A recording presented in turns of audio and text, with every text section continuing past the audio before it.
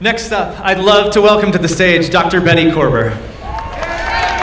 Bette Korber tackles one of the hardest medical problems out there, developing a vaccine for HIV. For over 20 years, she's led an HIV sequence and immunology database project, and working with scientists around the globe, she studies the evolution of the HIV pathogen as it interacts with the body's immune system. A recipient of the E.O. Lawrence Award, the highest scientific honor from the Department of Energy, she lives and works in New Mexico. Bette Korber.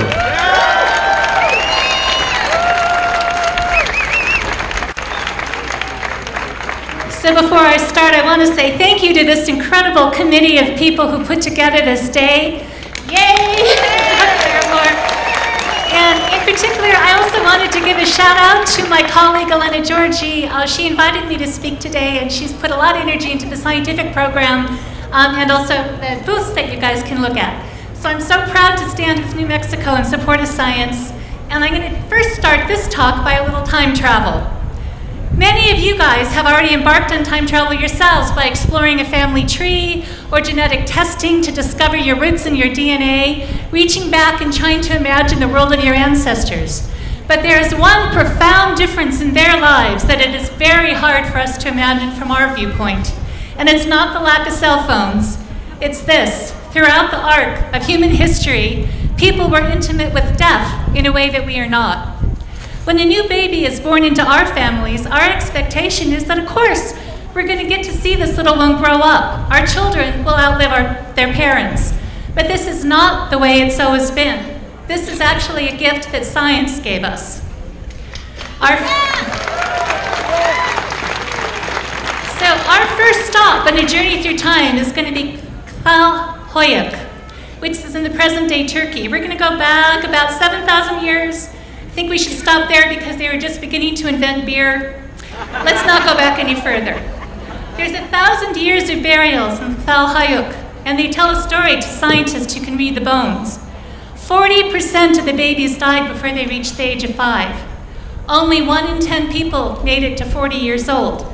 How many of you, like me, are over 50 and will admit it? All right, lots of you guys. All right, we're all right out. Everybody's dead by 50. Okay, so now we're going to fast forward and we're going to go about 7,000 years and wind up in 1730 London. Now beer's on tap, and we can get a good cup of coffee, some lively political debate in the local coffee house. There's a gentleman across town named John Marshall, and he's busy compiling the bills of mortality, and he's documenting the cause and age of every death in London, death by death. 7,000 years have gone by, and surprisingly little has changed. Things are actually worse for London's babies. 45% won't make it to 5. So can you imagine looking at a preschool class and thinking 45% of these kids are not going to make it to 5? If you do make it past childhood, odds are a little bit better. About 20% of people make it to 50 years, and a few people even make it to old age. But what were all these young Londoners dying of? Well, if you're going to peer over John Marshall's shoulder, you get a grim glimpse. Most often, it's infectious diseases. The king's evil, tuberculosis, worms, the purple and spotted fevers, infected teeth. Death by infected teeth, I don't know about you, but I think I'd like to come back to Santa Fe, 2017, beautiful spring day, our age of miracle and wonders. So now our babies, they almost always get to grow up. Only 6 out of 1,000 don't make it to 5. Heart attacks and cancer are the leading killers, but those are the diseases of old age.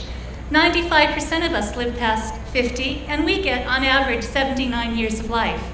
So our lives are really different than our ancestors. And what's changed? Clean water, antibiotics, vaccines, but something more subtle as well. Louis Pasteur was the man whose experiments led to the acceptance of the germ theory of disease. And he had a wonderful statement that many of you know: chance favors only the prepared mind. Another change in our times. Through science, we collectively have a prepared mind. We can discover a new disease outbreak swiftly when it arises. We have a clarity of purpose when we discover something new and dangerous.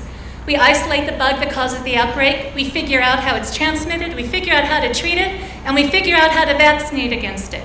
Recent decades have brought us many nightmares: Ebola, SARS, Zika, HIV, drug-resistant tuberculosis, and hantavirus right here in New Mexico. And we respond. Through our science, we respond. Sometimes it's very difficult, and still we respond. And your tax dollars pay for this American response. And I personally think it's a very good deal.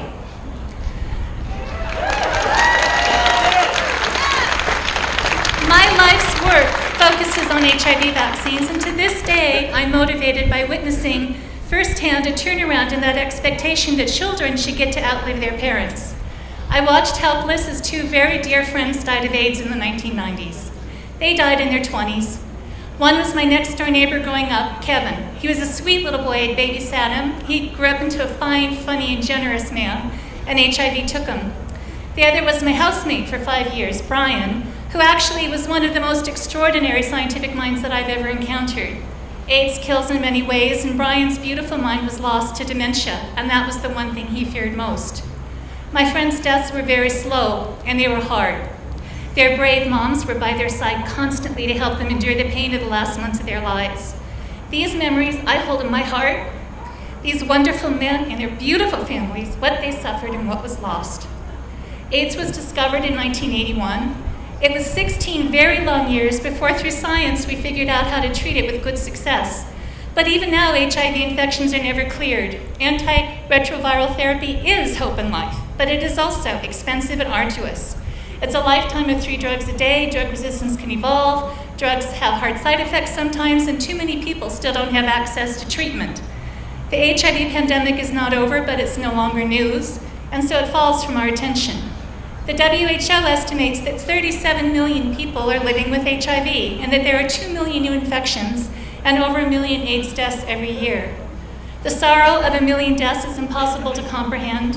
When I try to begin to understand that, I remember that every single one of them is somebody's Kevin and somebody's Brian. In the US, the CDC estimates that 1.2 million people are living with HIV, and a working vaccine would turn this epidemic around. How? Well, now for some science.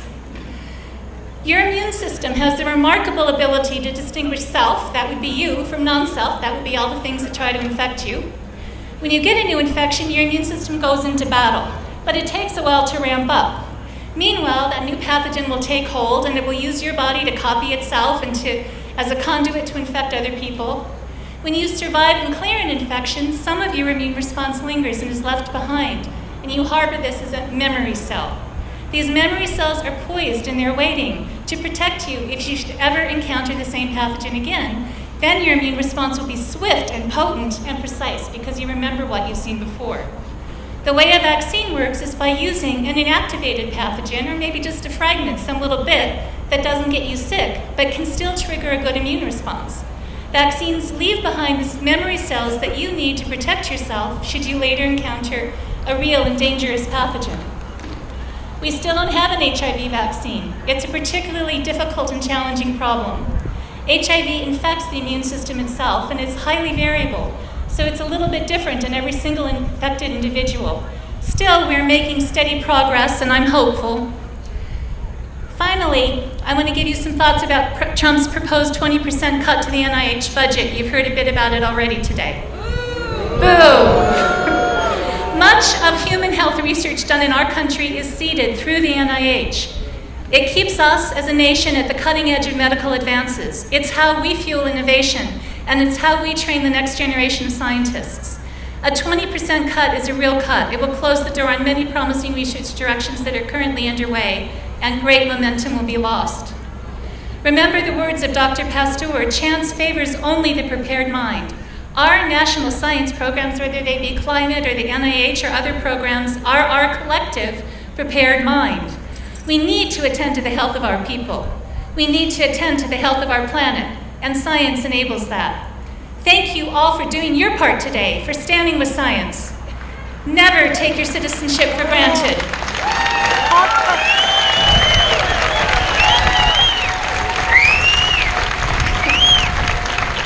Learn the issues, seek truth, and then vote.